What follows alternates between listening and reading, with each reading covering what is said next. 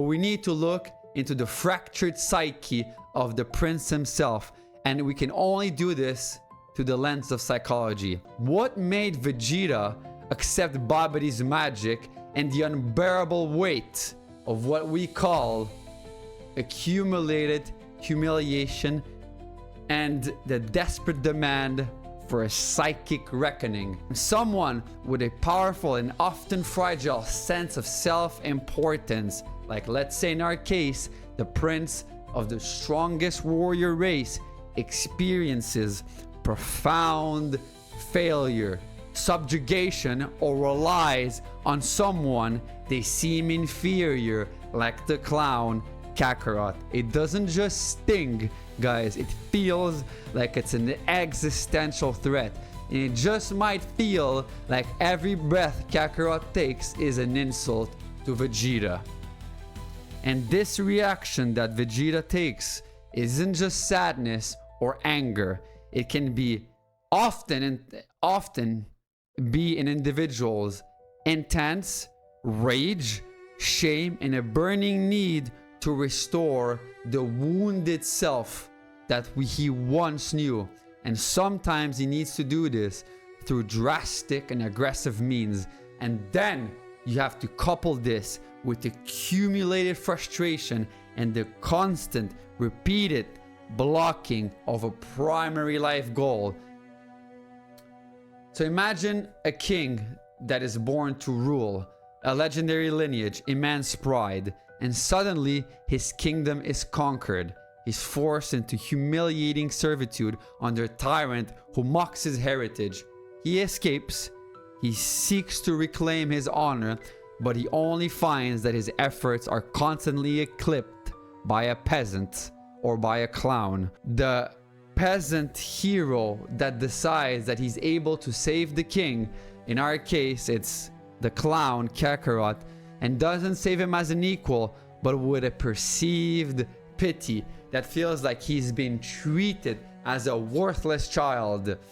Each blow, the lost kingdom, the servitude, the overshadowing, the humiliating salvation, is just a deep cut that into his psyche, into his being, and into his existence. The king doesn't just feel frustrated, he feels wronged, and he feels like he's diminished at his very core.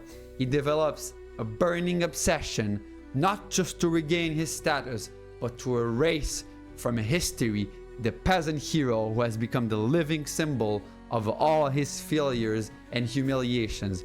He feels that a debt is owed to him, and this debt will only be payable by proving absolute dominance over the source of his deepest shame. And this, ladies and gentlemen, is Vegeta. And I want you to listen to his own words in the World Martial Arts Tournament. It is a chilling monologue, but it is a monologue where every single word means so much. I could spend a 5-hour video dissecting everything he says and explaining it away.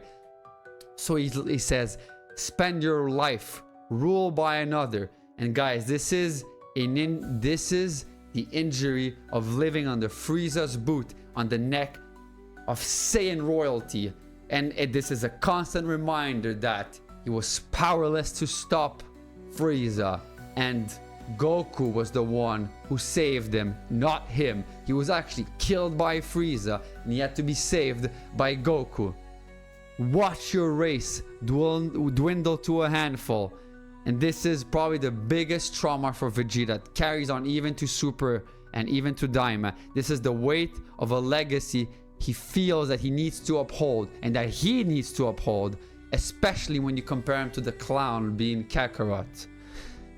And then he says that he lives in the shadow of Goku, the relentless, and this is just a reminder of the relentless and grinding humiliation of being the second best when he's the prince to only a low-class clown. Every step, every breath Goku takes felt like a direct invalidation of Vegeta's own effort and birthright. He then says, he even saved my life as if I was a worthless helpless child. And this is the deepest cut. For Vegeta, pride is his whole existence. Being saved by his rival isn't an act of kindness. It's the ultimate confirmation of inferiority, and it is a shame that is so profound that it burns like acid.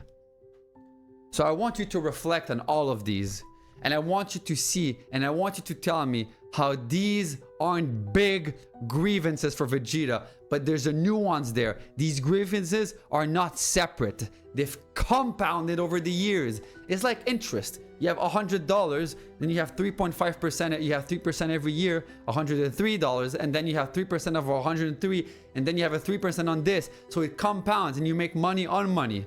And this is the same thing. This has been compounded over the years. It has been festering and becoming intrinsically linked to his mind, and it's part of his psyche. And who stands at the center of it all? The living embodiment of everything Vegeta feels he lacks, the symbol of his failures, the direct source of his most stinging humiliation. It is the one and only Goku. That's why the debt falls on Goku. That's why he's the only one that can repay this debt. And it's also because Goku is the benchmark, the rival, the savior whose very, very existence constantly reminds Vegeta of his shortcomings. This debt isn't just about the fight that they should have had and they never had. It is the accumulated psyche and the weight of all these injuries inflicted upon Vegeta. And why does this debt have to be paid? Why can't just Vegeta let go? And why, more importantly, does this debt have to be paid by killing Goku? And this is because for Vegeta, he's trapped in this spiral of pride, and his pride is wounded, and he has so much rage that a simple victory, it's not enough. It's not enough to beat Kakarot. He always says when he comes and saved Goku against the androids, against another foe, he says, I'm the one who's gonna kill Goku, no one else. And this humiliation that he has runs too deep. He needs to eradicate the source of this pain from existence and from Earth.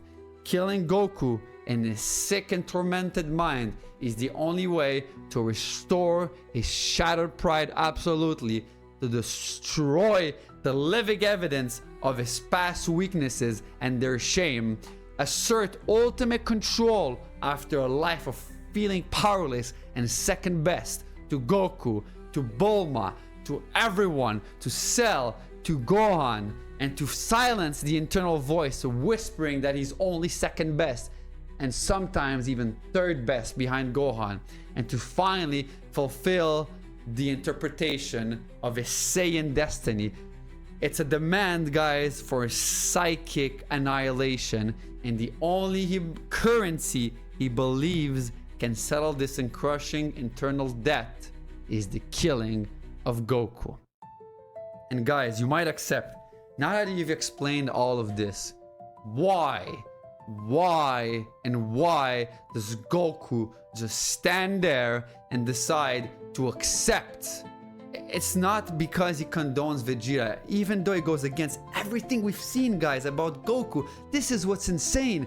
Goku never would have done this for anyone else other than Vegeta.